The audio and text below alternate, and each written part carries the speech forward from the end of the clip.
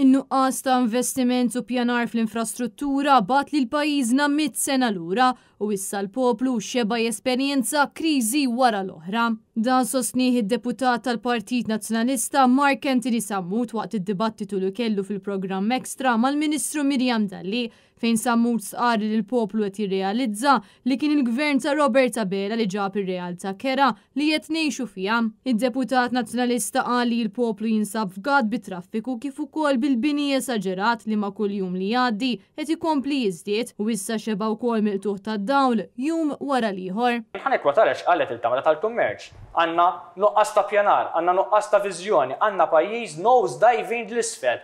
U għandna gvern in denial, b'rasu fir-ramel ma jrid jifhem ir-realtà li ġabna jgħixu fiha. Min-naħa tagħha l-Ministru Miriam Dalli spiċċat tiftaħar bin-niċeċ ekonomiċi li ġab gvern nazzjonalista u ma kienx kapaċi semmi settur wieħed li ħoloq il-gvern tagħha.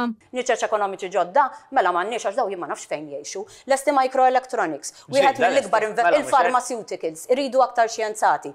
Li ġibu ħafna niċeċ differenti ġodda.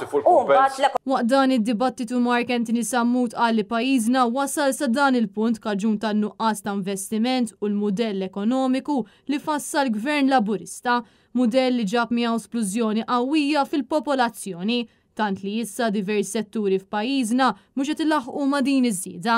N-nies illum qed jirrealizzaw li dak li wedhom dan il-gvern mhux biss ma jnexxulux waslu, imma tal-li batom lura bit-sena, anzi mhux batom lura mit-sena, ħanikwota xi tibtin sejvjar il-bira fil-Malta Today, ħadna lura fi żmien il-ħaġar. Julia Falzon għal Net News.